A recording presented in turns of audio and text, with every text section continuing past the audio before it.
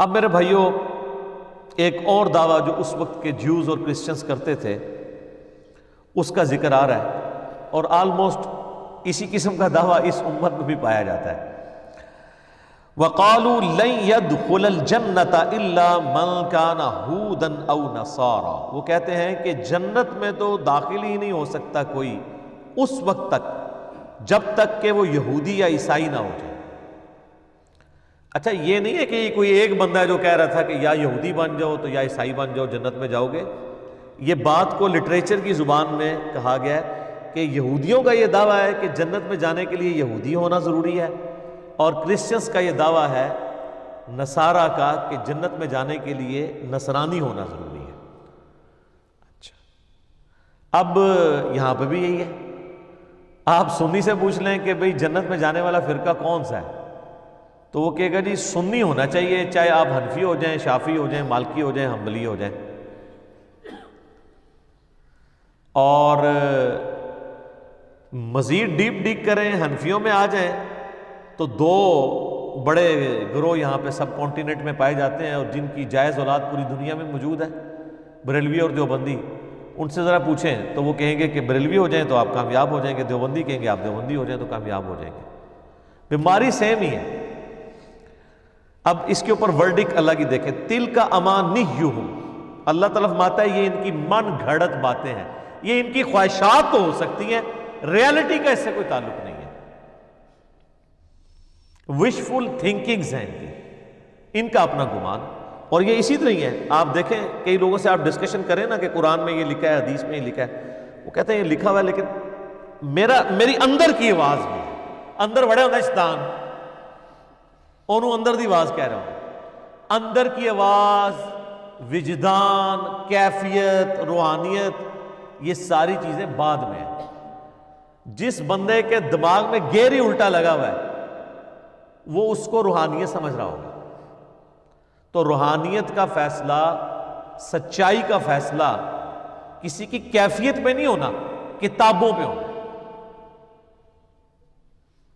ایک بندہ کہتا ہے جی مجھے مزہ آتا ہے کہ 2 × 2 5 ہوتے ہیں، تو آپ لیتے رہے مزہ۔ آپ جناب ہمیں آسمان پہ بھی چڑھ کے بتا دیں نا یہ بات منوانے کے لیے کہ 2 × 2 5 ہوتے ہیں، ہم نہیں مانیں گے۔ ہم کہیں گے جو ریالٹی ہو تو ریالٹی ہے۔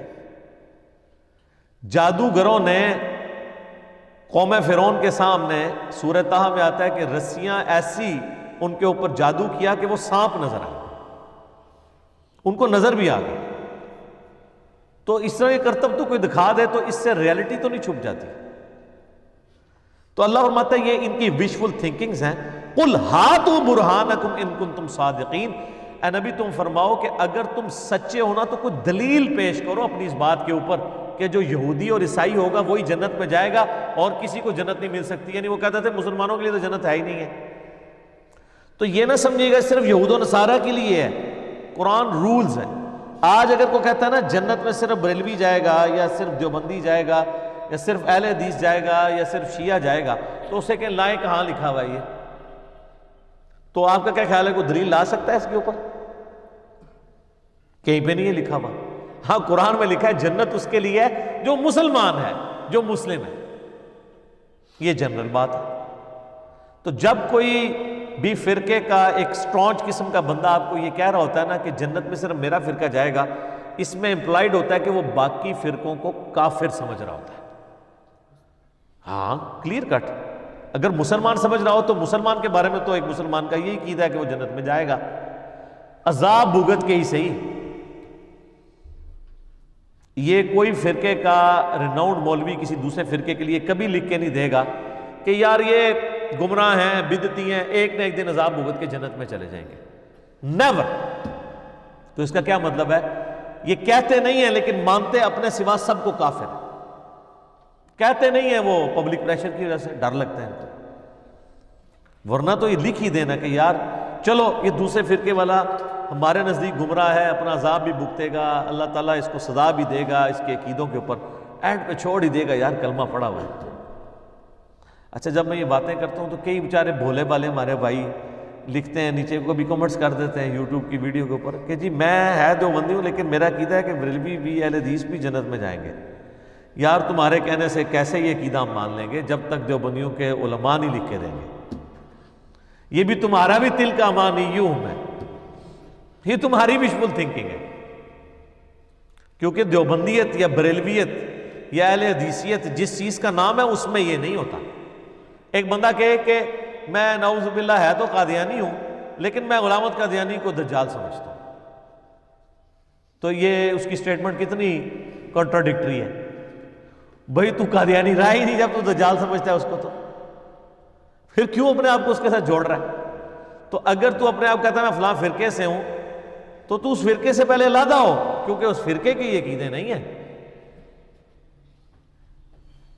جو ہم کرسچنز کو کہتے ہیں if there is no crucifixion no Christianity۔ اگر حضرت عیسیٰ سولی نہیں چڑھے ہیں تو پوری عیسائیت دھڑام سے گر پڑے گی، کیونکہ وہ تو کھڑے اس کے اوپر ہیں کہ وہ سولی چڑھے اور ہمارے گناہوں کا کفارہ بن گیا۔ دھڑام سے نیچے گرنے کا مطلب یہ ہے کہ انہوں نے حضرت عیسیٰ علیہ السلام کی طرف غلط چیزیں منسوخ کی ہوئی ہیں۔ تو اسی طریقے سے کوئی فرقہ بھی اسٹیبلش رہ ہی نہیں سکتا جب وہ یہ مان لیں کہ دوسرے فرقے بھی جنت میں جائیں گے، کیونکہ سارے ہی تو اس حدیث کے اوپر کھڑے ہیں کہ ایک فرقے نے جنت میں جانا ہے اور وہ ہمارا ہے۔ کہانی بھی تو بہت بڑی ہوئی ہے نا۔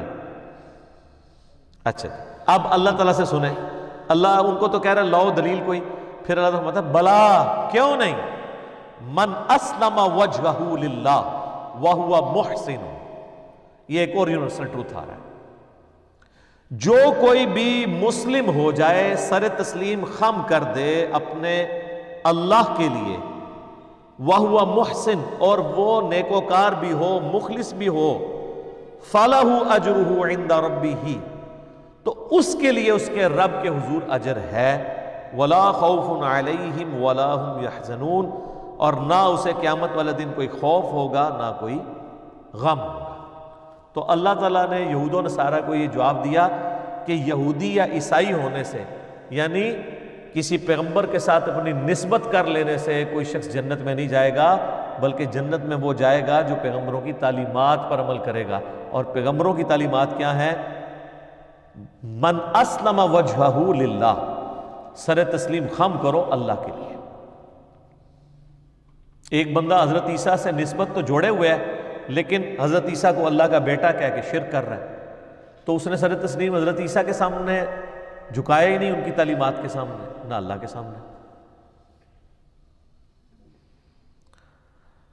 اب ایک اور ان کی سٹیٹمنٹ آ رہی ہے جو بڑے ذوق و شوق سے وہ دیتے تھے، وَقَالَتِ الْيَهُودُ لَيْسَتِ النَّصَارَى عَلَى شَيْءٍ، یہودی کہتے ہیں عیسائیوں کی تو کوئی بنیاد ہی نہیں ہے، کسی شے پہ نہیں کھڑے، یہ تو فارغ نے۔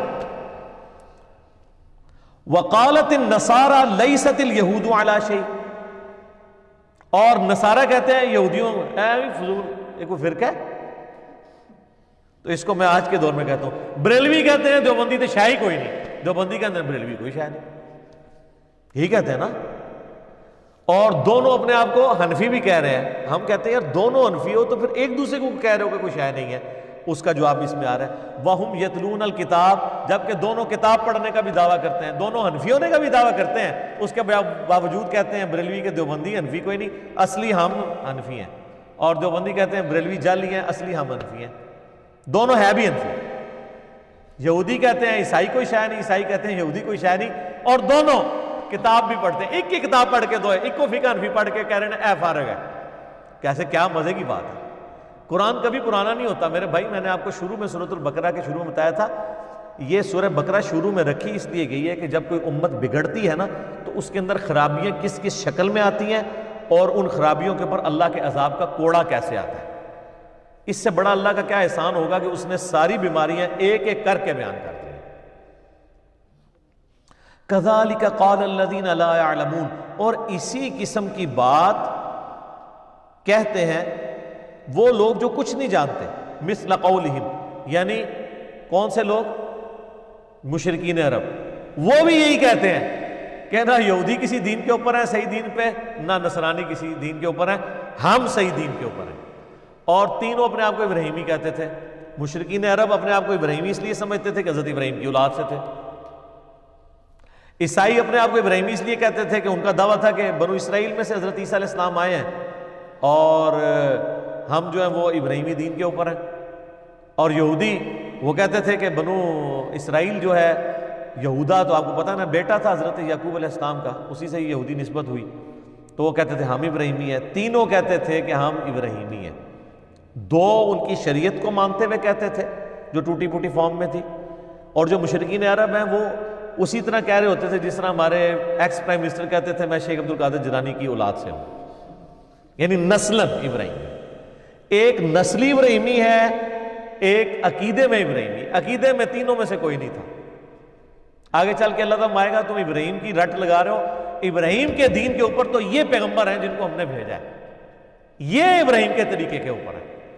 پھر اللہ نے فرمایا کہ ابراہیم کی تو سب سے بڑی خوبی تھی وَمَا كَانَ مِنَ الْمُشْرِكِينَ، وہ مشرک نہیں تھے، سب سے ٹوٹ کے ایک اللہ کے ہوئے تھے، اور تم تینوں شرک کر رہے ہو۔ عیسائی حضرت عیسیٰ کو رب کا بیٹا کہہ کے، یہودی عزیر علیہ السلام کو اللہ کا بیٹا کہہ کے، اور مشرکین عرب نے تو اتنے دیوتا بنائے ہوئے تھے۔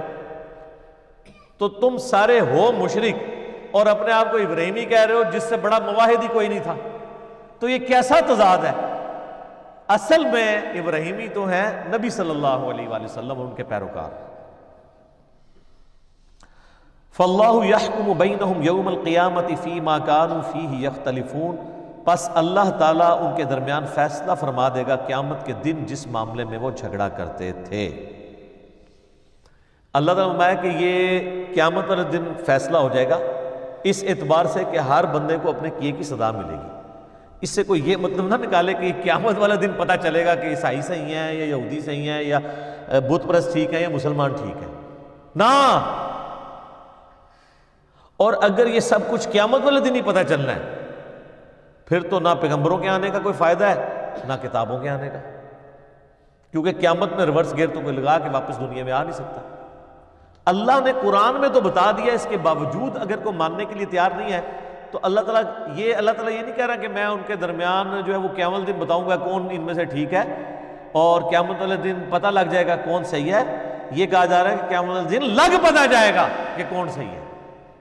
یہ دھمکی ہے، اس میں پتہ نہیں لگے گا، پتہ تو یہاں بھی لگا ہوا ہے، سچائی سب کے سامنے ہے۔ قیامت والے دن لگ پتہ جائے گا، یعنی اس کا جب عذاب صحیح طریقے سے تمہارے سامنے آئے گا، پھر جیسے ایک شخص جو ہے وہ اس کو ہزاروں بندے بتا رہے ہوں کہ یار یہ استری گرم ہے، اور وہ اس استری کو کپڑے پہ بھی رکھ کے دیکھے کپڑا بھی جل جائے پھر بھی وہ ماننے کے لیے تیار نہ ہو، تو آخری حل کیا ہے اس کو یہ منوانے کا کہ استری گرم ہے کہ اس کا ہاتھ پکڑ کے استری پہ رکھا جائے،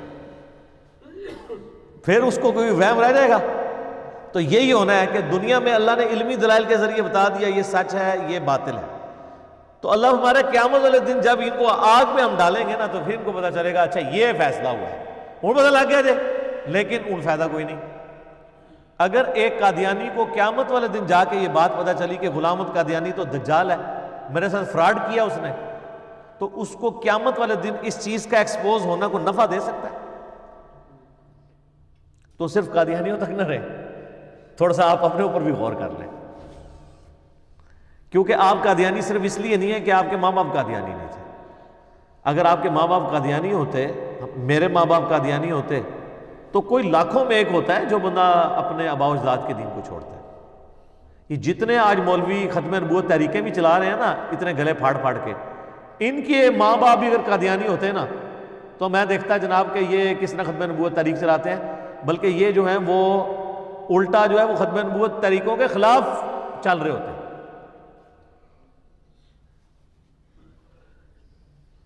تو سر پھر اس میں ہم اسی لیے تو عرض کرتے ہیں کہ مرنے سے پہلے اے مسلمان کر لے اس پہ غور، کتابوں کا خدا اور ہے بابوں کا خدا اور۔ کیوں؟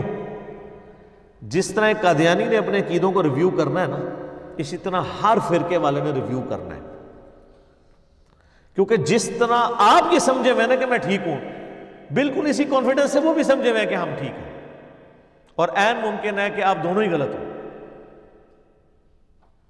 آپ کے پاس کیا دلیل ہے ٹھیک ہونے کی؟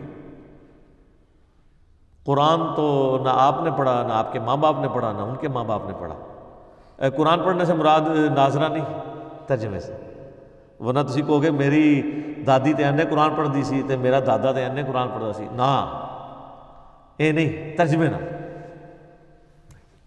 کوئی رواج ہی نہیں سر۔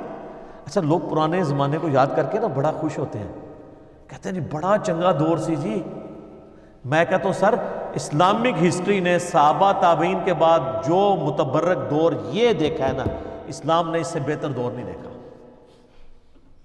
آپ لاکھ پرانی چیزوں کے اوپر جو ہے وہ خوش ہوتے رہے، لوگ اپنے بچپن کے دنوں کو یاد کر کے خوش ہو رہے ہوتے ہیں کہ جی کیا بچپن اچھا ہوتا تھا، یہ کرتے تھے۔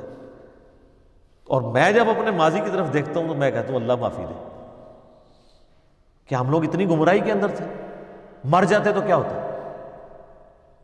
تو پہلے بھی یہی تھا، یہ بالکل جھوٹ بولتے ہیں جو کہتے ہیں پہلا وقت اچھا تھا۔ یہ وقت اس لیے اچھا ہو گیا کہ اب یہ پھر قرب قیامت کے قریب دوبارہ نشست ثانیہ ہونی ہے نا، تو ریورس گیئر لگا ہوا ہے۔ ورنہ آپ میں سے کوئی کہہ سکتا ہے کہ جیسے جیسے نبی علیہ السلام سے زمانہ دور ہو رہا ہے تو برائی عام ہو رہی ہے، لیکن چونکہ اب دوسری طرف اب نشست ثانیہ ہونی ہے تو ریورس شروع ہو گیا۔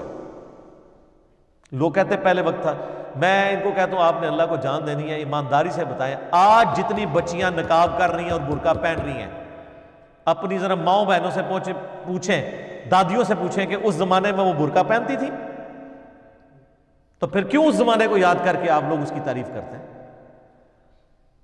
رواج ہی کوئی نہیں تھا۔ آج بھی گاؤں ایریا میں چلے جائیں، مجھے دکھائیں کتنی عورتیں برقع پہنتی ہیں، کوئی نہیں۔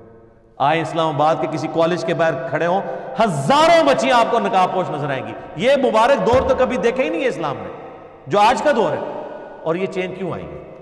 دنیاوی تعلیم کی وجہ سے۔ دنیاوی تعلیم نے لوگوں کو مجبور کیا کہ وہ دین کو پڑھیں۔